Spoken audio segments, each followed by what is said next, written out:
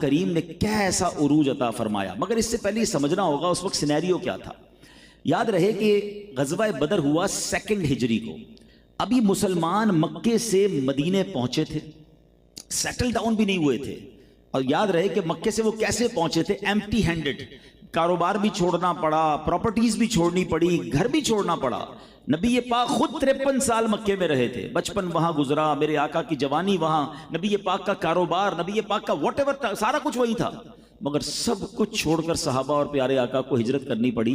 आज भी दुनिया में लोग माइग्रेट होते हैं, कुछ लोग यहाँ से अमेरिका चले जाते हैं, यूके चले जाते हैं, यूएई चले जाते हैं, लेकिन वो नॉर्मल हालात में जाते हैं, अपना सब कुछ बेच कर जाते हैं, अपना सरमाया मूव करते हैं, या यहाँ भी प्रॉपर्टी रखते हैं, वहां भी होता है। ये माइग्रेशन वो वाली नहीं थी कि कोई इरादतन हुई थी, ये तो सडनली हुई थी, जुल्म के साथ हुई थी। और ऐसी माइग्रेशन थी कि सफर में भी डर था कि कहीं रास्ते में कुफार जो है वो शहीद ना कर दें और गिरफ्तार ना कर लें। तो ये बड़ा ही समझिए कि इस तरह भी पहुंचे थे। लेकिन इन जालिमों को सब्र नहीं आ रहा था कि ये मदीना पाक पहुंच गए हैं और वहां जाकर अगर ये मजबूत हो जाएंगे तो इस्लाम और आगे बढ़ जाएगा। तो उन्होंने प्लान क्या किया कि एक ही बारी ऐसा हमला करना है कि इस्लाम को सफाई हस्ती से मिटा देना है। आपको याद होना चाहिए कि असहाबे बदर जो गज़वा बदर में मौजूद थे वो 313 थे। यानी उस वक्त अगर कहा जाए कि दुनिया में मुसलमान ही इतने थे, ठीक है कुछ खवातीन मदीने पाक में होंगी, मगर नबी पाक अलैहिस्सलाम ने उस रात भी वो रात दुआओं में गुजारी और इतना अल्लाह की बारगाह में दुआ की कि प्यारे आका जब हाथ उठाकर दुआ फरमाते थे तो हज़रत अबू बकर सिद्दीक ने देखा कि आपकी चादर मुबारक नीचे तशरीफ ले आई और उन्होंने आके नबी पाक को सीने से लगाया। और मुसलमानों के पहले खलीफा हज़रत अबू बकर सिद्दीक रज़ियल्लाहु तआला अन्हु ने अर्ज़ की कि हुज़ूर बस अब बस कीजिए, इंशाअल्लाह ज़रूर करम होगा, आपकी दुआएं ज़रूर बरलाएंगी। और नबी पाक के वो तारीखी अल्फाज याद रखिएगा कि अल्लाह के हबीब अलैहिस्सलाम ने अर्ज़ किया था अल्लाह की बारगाह में कि अल्लाह आज ये लोग मारे गए तो फिर कोई बाकी तेरा नाम लेने वाला बाकी नहीं बचेगा। इट मीन्स ये कितना इंपॉर्टेंट मार्का था। अबू जहल और बड़े बड़े जर्नैल आए थे और पूरी प्रिपरेशन के साथ आए थे। मुसलमानों के पास 8 तलवारें थी, 6 घोड़े थे, 313 का ये लश्कर था और सामने 1000 की फौज है और वो लश्कर फुल प्रिपरेशन के साथ आया। गजवे से पहले सरकार दो आलम अलैहिस्सलाम ने मुहाजिरीन से पूछा कि आप सबका क्या ख्याल है, हम बदर में जाएं या रुक जाएं, क्योंकि दुश्मन ने अटैक तो कर दिया था, प्लान तो कर दिया था। तो हजरत अबू बकर सिद्दीक रज़ियल्लाहु तआला, हजरत उमर फारूक रज़ियल्लाहु तआला, दीगर सहाबा किराम ने क्या अर्ज की, या रसूल अल्लाह सल्लल्लाहु अलैहि वसल्लम हम आप ही के लिए मक्का छोड़ कर आए हैं, अपना घर कुर्बान कर कर आए हैं। या रसूल अल्लाह हम अपनी जानें भी कुर्बान करेंगे, आप हमारे बारे में ऐसा गौर ना करें, आप फरमाएं क्या करना है। अब जब नबी पाक ने महाजरीन सहाबा का ये जवाब सुना ना, तो अब अंसार सहाबा से पूछा। अंसार सहाबा कौन थे? जो मदीने में पहले से ही सेटल डाउन थे। कि आप लोग क्या कहते हैं कि हमें जाना चाहिए? तो अंसार सहाबा में से एक सहाबी थे हजरत साद बिन उबादा रज़ियल्लाहु तआला, कहते हैं या रसूल अल्लाह शायद आप ये ख्याल कर रहे हैं कि हम बदर जाएं ना जाएं, हुजूर बदर तो ये करीब मौजूद है, आप हमें हुक्म दें, हम समुंदर में कूदने के लिए तैयार हैं, हम अपनी जानें देने के लिए तैयार हैं। और एक सहाबी ने खड़े होकर अर्ज़ की या रसूल अल्लाह हम बनी इसराइल जैसे नहीं हैं जिन्होंने हजरत मूसा से कहा था। आपको याद होना चाहिए कि बनी इसराइल ने जब हजरत मूसा ने उन्हें जिहाद का हुक्म दिया तो उन्होंने कैसा धोखा दिया। हजरत मूसा से क्या कहा, तो आप और आपका रब दोनों जाओ और लड़ाई करो, हम नहीं आएंगे लड़ाई करने के लिए, हम बैठे यहां पर। और अल्लाह अकबर, सहाबा कहते हैं हुजूर हम बनी इसराइल नहीं हैं, हम आपके सहाबा हैं, आप हुक्म फरमाएं, हमारा सब कुछ आप पर कुर्बान है। और फिर क्या हुआ कि नबी पाक के उन जान निसारों ने वो तारीख रकम की और फिर अल्लाह करीम ने उनकी गैब से मदद कैसे फरमाई कि फिर फरिश्तों की फौज नाजिल की गई। याद रहे कि इस गज़वे की शान ये है कि इसमें तमाम बड़े सहाबा किराम सुभान अल्लाह इसमें मौजूद थे। और सरकार दो आलम अलैहिस्सलातु वस्सलाम की बारगाह में आकर एक बार जिब्रील अमीन ने अर्ज़ की कि या रसूल अल्लाह सल्लल्लाहु तआला अलैहि वसल्लम आप ये इरशाद फरमाएं कि अल्लाह की बारगाह में बदरी सहाबा का मर्तबा क्या है, आप क्या समझते हैं उनको?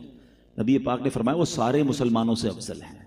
यानी बदरी सहाबा तमाम सहाबा में जो सबसे अफजल कैटेगरी है वो बदर के सहाबा की है। हज़रत जिब्रील अमीन ने पता है क्या अर्ज़ किया, कहते हैं या रसूल अल्लाह फरिश्तों का भी यही आलम है कि जो फरिश्ते बदर के मैदान में मुसलमानों की मदद के लिए आए थे, अल्लाह ने उन फरिश्तों को भी बाकी तमाम फरिश्तों से मुमताज़ फरमा दिया है।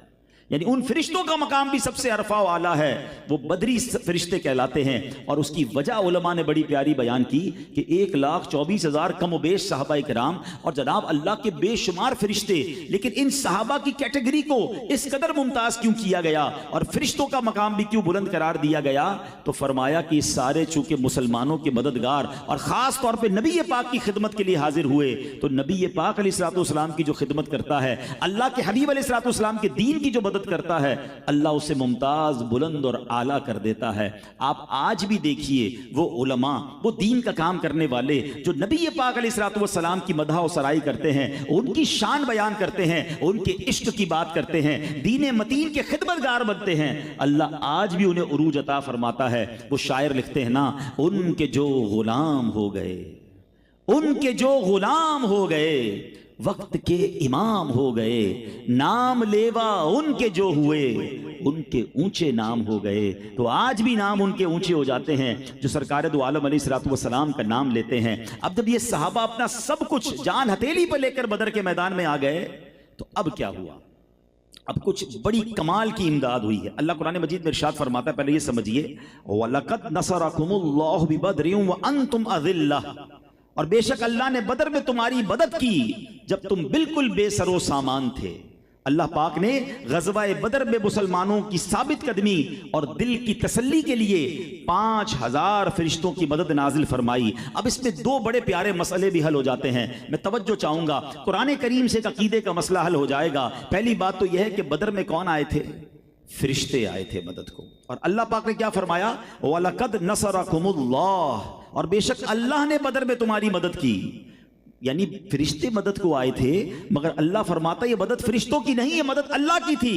तो पता चला कि अल्लाह पाक के बंदों की मदद करना असल में अल्लाह पाक ही की मदद है। और सुभान अल्लाह, ये फरिश्ते कौन हैं? कुरान फरमाता है इबादुम मुकरमून, फरिश्ते इज्जत वाले बंदे हैं। तो पता चला अल्लाह पाक का बंदा मदद फरमाए, जब उनकी मदद अल्लाह पाक की मदद है, तो जो अल्लाह पाक के दोस्त हैं जब वो मदद फरमाएं तो वो मदद अल्लाह की मदद क्यों ना होगी? और दोस्त कौन है? अल्लाह कुरान में फरमाता है अला इन्ना औलिया अल्लाही, सुन लो बेशक अल्लाह के औलिया, वली कहते हैं दोस्त को। अरे जब बंदे मदद करें तो रब फरमाए ये मेरी मदद है, तो अल्लाह के वली भी अगर किसी की मदद फरमाए तो दरअसल वो अल्लाह ही की अता होती है। और यही अल्हम्दुलिल्लाह हमारा अकीदा है कि कोई वली, कोई सहाबी, कोई नबी अपनी तरफ से किसी को कुछ नहीं दे सकता, वो सब रब के मोहताज हैं। मगर अल्लाह अपने मखसूस बंदों को, अपने चुने हुए बंदों को कमालात अता फरमाता है। और वो अगर किसी की मदद फरमाए तो ये कुरान से साबित कि अल्लाह के बंदों की मदद जो है वो अल्लाह ही की मदद है। अब मेरे प्यारे इस्लामी भाइयों, मदद क्या हुई? दो तीन बातें बदर के बारे में और फिर बदर का मैसेज समझेंगे। अल्लाह असहाबे बदर पर करोड़ों रहमतों की बारिश नाजिल फरमाए और उनके फयूज़ व बरक़ात से हमें मुस्तफ़ीज़ फरमाए। अब जरा याद रखिएगा, बदर के मैदान का सिनेरियो क्या था? कुफ़ार पहले पहुंच चुके थे, मुसलमान बाद में पहुंचे। उन्होंने जगह बड़ी अच्छी सेलेक्ट कर ली अपनी फौज के लिए। बिल्कुल कॉन्क्रीट जमीन थी, वहां पानी भी था। अब उन्होंने अपने घोड़े वगैरह में बांध लिए। जब सहाबा इकराम पहुंचे तो मुसलमानों को जो जगह मिली थी वो रेतीली जगह थी, अनसर्टन जगह थी, पानी भी नहीं था। मुसलमान थोड़े से घबरा गए कि हम वुजू कैसे करेंगे, पानी कैसे पिएंगे। सुभान अल्लाह, एक मदद ये आई कि बदर वाले दिन वहां बारिश हुई। ये बारिश भी मदद थी कि हुआ ये कि जो काफिरों की जगह थी वो अब कीचड़ हो गया, वहां पर वो चिकनी हो गई क्योंकि वहां बारिश हो गई। और मुसलमानों की जगह चूंकि रेत वाली थी वो अब बड़ी सेटल डाउन हो गई। मुसलमानों ने पॉट्स भर लिए, पानी भर लिया, अब वुजू भी होने लगा। अब जो है वो नमाजों वगैरह की भी आसानी, पानी पीने के लिए भी पानी हो गया। उसके बाद क्या हुआ? आज हम 3D और जनाब कंप्यूटर का ज़माना है, विजुअलाइजेशन करते हैं। अब तो लोग ये भी करते हैं कि थोड़े लोग होते हैं उसको ज़्यादा दिखा देते हैं, अपने जलसे को, अपने मजमे को ज़्यादा दिखाने के लिए अब कंप्यूटर के ज़रिए बहुत सारे लोग अपने बहुत सारी कारकर्दगी को बढ़ा देते हैं और बहुत सारे लोग किसी को कम करने के लिए उसके काम बंदे कम कर देते हैं कंप्यूटर के ज़रिए। सुना यह है कि ये काम हो रहा होता है, मगर बताऊँ आपको 1450 साल पहले अल्लाह ने अपनी कुदरत का क्या नज़ारा दिखाया। मुसलमान 313 थे और काफिर 1000 थे, तो 313 जो थे उनको ज़्यादा नज़र आने लगे और वो डर गए कि इतना बड़ा लश्कर है, और मुसलमानों को जो वो 1000 थे वो कम नजर आने लगे। तो उनकी हिम्मत बढ़ गई कि इतने थोड़े ही हैं, इनको तो फारिग कर देंगे हम। तो अल्लाह करीम ने मुसलमानों के दिलों में हिम्मत डालने के लिए कुफ्फार की तादाद उनको कम नजर आने लगी और कुफ्फार को मुसलमानों की तादाद ज्यादा नजर आने लगी। एक और कमाल की मदद हुई, जब भी ये हदीसों में पढ़ते हैं हैरानगी होती है कि कैसे पॉसिबल है। आजकल एक फिनोमेना डिस्कस होता है कि जब भी कोई बड़ा काम करना हो तो छोटी सी पावर नैप ले लेनी चाहिए, हैं? लोग शॉर्ट नींद करते हैं और तैयार हो जाते हैं, आधे घंटे बाद दोबारा बड़ा काम करने के लिए रिफ्रेश हो जाते हैं। को पता है बदर के मैदान में क्या हुआ था? सफ़े दुरुस्त हो गई, सामने दुश्मन की फौज है और अहादीस में मजमून मिलता है कि तो तमाम मुसलमानों पर गुनूदगी तारी कर दी गई, सारे के सारे ऊंग में चले गए। ये कैसे पॉसिबल है? अल्लाह की शान थी और नबी पाक का मौजज़ा। और थोड़ी देर के बाद जब वो दोबारा बेदार होते हैं तो everybody become fresh for fight और सब तैयार हो गए। ये मदद भी हो गई। अब लड़ाई शुरू होती है।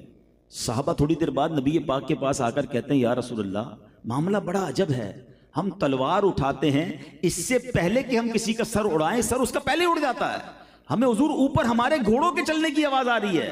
तो नबी पाक ने फरमाया, ये आसमान से तुम्हारे लिए मदद आई है और ये फरिश्ते हैं जो कुफ्फार का काम तमाम कर रहे हैं। दरअसल ये जो बाजरा है ना, ये यौमुल फुरकान डिसाइडिंग मोमेंट क्यों कहा जाता है? उस दिन कुफ्फार को लग पता गया कि इस्लाम को मिटाने की जब भी कोशिश की जाएगी, जब अल्लाह इनकी मदद फरमाता है, फिर हम बेबस हो जाते हैं। अबू जहल मारा गया, उतबा मारा गया, शैबा मारा गया, बड़े बड़े उनके जर्नैल जो गुस्ताखाने रसूल थे वो सब मारे गए और एक खौफ बैठ गया उनमें कि इनसे कैसे लड़ें, ये तो तलवार बाद में उठाते हैं, पहले कोई आसमानी तलवार आकर हमारा सर कलम कर रही है। और बड़ी तादाद में कुफ्फार मारे भी गए और जनाब भाग गए। ये इस्लाम की तारीख के दो वाकयात याद रखिएगा जिसमें अल्लाह ने एक बड़ा जबरदस्त मैसेज दुनिया को दिया, तमाम दियारे कुफ्र को यह मैसेज दिया। एक असहाबे फील का वाकया कि जब काबे को गिराने वो आए थे तो अल्लाह ने अबाबील के लश्कर के जरिए, छोटे छोटे कंकरों के जरिए, बड़े बड़े हाथियों के परखचे उड़ा के बता दिया कि जब रब के घर की तरफ मैली नजर करोगे तो अल्लाह फिर जब मदद करता है, अल्लाह जब बदला लेता है तो जालिम को मौका नहीं मिलता। और बदर के मैदान में जो फरिश्ते भेजे गए, ये दो वाकयात रहती दुनिया के लिए सबक हैं और अल्लाह करीम ने उन लोगों की, उन सहाबाए किराम की फरिश्तों के जरिए मदद फरमाई। ये है बदर का वो अजीम मार्का। एक और बदर की रात, बदर से एक रात पहले, अब जरा सुनिएगा, ईमान ताजा हो जाएगा, बल्कि एक और अकीदे का मसला भी हल हो जाएगा। हुआ ये कि सरकार दो आलम अलैहिस्सलातु वस्सलाम हजरत उमर फारूक रज़ियल्लाहु ताला फरमाते हैं कि मैंने देखा कि ग़ज़वा बदर में एक दिन पहले नबी पाक अलैहिस्सलाम मैदान बदर में आए और अपनी छड़ी से आपने निशान लगाना शुरू किया और आप फरमाते हैं, हादा मसरऊ फुलान गदन इंशाअल्लाह। फरमाया, यहाँ अबू जहल गिरेगा, यानी अबू जहल की लाश यहां होगी, यहां उतबा गिरेगा, यहां शैबा गिरेगा। अभी जंग हुई नहीं है।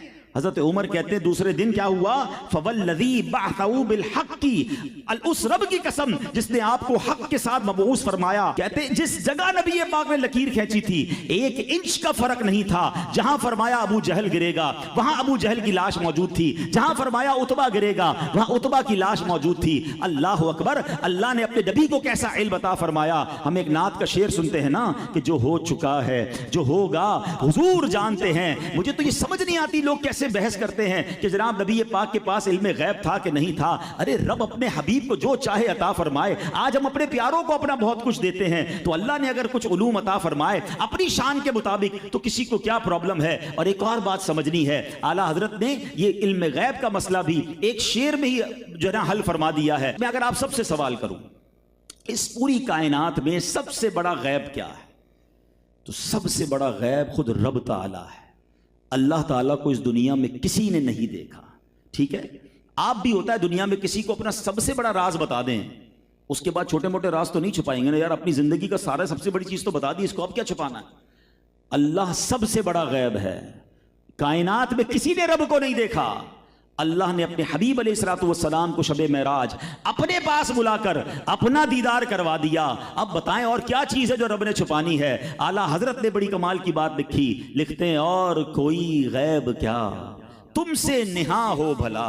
या रसूल अल्लाह, और कौन सा गैब है जो आपसे छुपाया जा सकता है। और कोई गैब क्या तुमसे निहा हो भला, जब ना खुदा ही छुपा तुम पे करोड़ों दुरूद। अब ये जो मुस्लिम शरीफ की मैंने आपको हदीस बयान की कि नबी पाक ने जहां लकीर खींची वहीं उनकी लाशें हैं। उलमा ने फरमाया इसमें एक गैब की खबर नहीं है, इसमें 3 नबी पाक ने खबर दी। मगर प्यारे आका ने बताया कल मरेंगे, वक्त मौत बता दिया कि कल इनका इंतकाल होगा। नबी पाक पाक ने मकाम मौत बता दिया कि वो यहां मरेंगे, ये भी नबी पाक ने जो फरमाया वैसा ही हुआ। और प्यारे आका ने तीसरी खबर ये दी कि कुफर पर मरेंगे, ये ईमान नहीं लाएंगे, कल इनका लाशा यहां गिरा हुआ होगा। तो ये तीनों खबरें नबी पाक ने, मुस्लिम शरीफ की मैंने आपको हदीस बयान की कि प्यारे आका ने एक दिन पहले इरशाद फरमा दी। बहरहाल मेरे प्यारे इस्लामी भाइयों, ग़ज़वा बदर ये ऐसा मार्का है जब भी पढ़ते हैं ईमान ताज़ा हो जाता है। मगर आज हम आते हैं अपने मामलात की तरफ, अब आते हैं आज के सिनेरियो की तरफ। आज इस तरह की बातें जरूर होती हैं कि जनाब आज फरिश्तों की मदद क्यों नहीं आती। आज भी तो मुसलमान सारी दुनिया में परेशान हैं, फ़लस्तीन में जुल्म हो रहा है, दुनिया भर में मुसलमान पीछे जा रहे हैं, मजलूम हैं, ज़्यादतियाँ हो रही हैं, इस्लामोफोबिया फैला हुआ है। जनाब आज अल्लाह की तरफ से मदद क्यों नहीं आती। पहले अबाबील के लश्कर आ जाते थे, पहले जनाब जो है वो फरिश्तों की मदद होती थी। आज भी तो नबी पाक का कलमा पढ़ने वाले हैं, हम भी तो मुसलमान हैं, अब मदद क्यों नहीं आती है। हाँ, this is the beautiful question. अब आइए हम इसकी तरफ कुछ इंशाअल्लाह समझते हैं। पहले एक बात समझिएगा, अल्लाह करीम ने कुरान मजीद फुरकान हमीद में इन लोगों से क्या फरमाया था। वला तहिनू वला तहज़नू वला तहिनू वला तहज़नू व अंतुमुल अअलौना इन कुंतुम मुमिनीन। अल्लाह फरमाता और तुम हिम्मत ना हारो और गम ना खाओ, अगर तुम ईमान वाले हो तो तुम ही गालिब आओगे। There is only one condition, Allah की मदद कब आती है, जब हमारा ईमान मजबूत हो जाए, जब हम ईमान वाले हो जाएं। हाँ, बड़ी प्यारी बात शायर मशरिक ने लिखी ना, हमारी तमाम सवालों का जवाब एक ही शेर में उन्होंने दे दिया। फजाए बद्र पैदा कर फरिश्ते तेरी नुसरत को। देयर इज वन कंडीशन, वो फजा भी तो पैदा करे ना, वो बदर वाला माहौल भी तो बनाए कि नबी पाक पूछ रहे हैं क्या करना है, कहते हैं हुजूर हम आपके साथ हैं, हम अपनी सब कुछ कुर्बान करने के लिए तैयार हैं। उन्होंने उस लश्कर के मामलात को नहीं देखा, अपने पास सामान की कमी को ना देखा, वो नबी पाक के साथ तैयार हो गए। शायर मशरिक लिखते हैं फजाए बद्र पैदा कर फरिश्ते तेरी नुसरत को, उतर सकते हैं गर्दों से कितार अंदर कितार, अब भी आज भी फरिश्ते मदद को आ सकते हैं अगर वो फजाए बद्र पैदा हो जाए, वो ईमान पैदा हो जाए। आज भी हमारे लिए बड़े बड़े मसले हल हो सकते हैं। प्रॉब्लम यह है वो ईमान नहीं है। अब हमारे ईमान का पता है हाल क्या है, हमारे ईमान का तो यह हाल है, लोग कहते हैं जनाब झूठ नहीं बोलेंगे ना तो कारोबार कैसे चलेगा, सारी मार्केट झूठ बोलती है, हम सच बोलेंगे तो हमारा सौदा ही नहीं बिकेगा। हजरत बिलावट नहीं करेंगे तो बिलावट सभी कर रहे हैं, हमें भी थोड़ा बहुत डॉज करना पड़ता है। सूद पर कारोबार अगर हम छोड़ देंगे तो सारी फैक्ट्री बेचनी पड़ जाएगी, हमारा तो सारा एम्पायर ही जनाब इस पे खड़ा हुआ है। ये ईमान का लेवल है कि हम अपने किसी हराम काम को छोड़ने के लिए इस बात पर भरोसा नहीं कर रहे होते कि जनाब अल्लाह की मदद आएगी, मैं रब पर भरोसा करूं या अपने असबाब पर भरोसा करूं। लोग अपनी दुकान छोड़कर नमाज पढ़ने नहीं जाते कि नमाज के लिए जाऊंगा तो ग्राहक चले जाएंगे। अरे फिर ईमान किधर गया, फिर अल्लाह पर भरोसा किधर गया। वो सहाबा तो वो हैं अपना सब कुछ कुर्बान कर दे। अहले बैत ने करबला के मैदान में क्या किया, नवासा रसूल ने ये ना सोचा कि आज यजीद के सामने मेरा पूरा खानदान चला जाएगा, मेरी नस्लों का क्या होगा, मेरे बच्चों का क्या होगा, मेरे बाद घर की खवातीन का क्या होगा।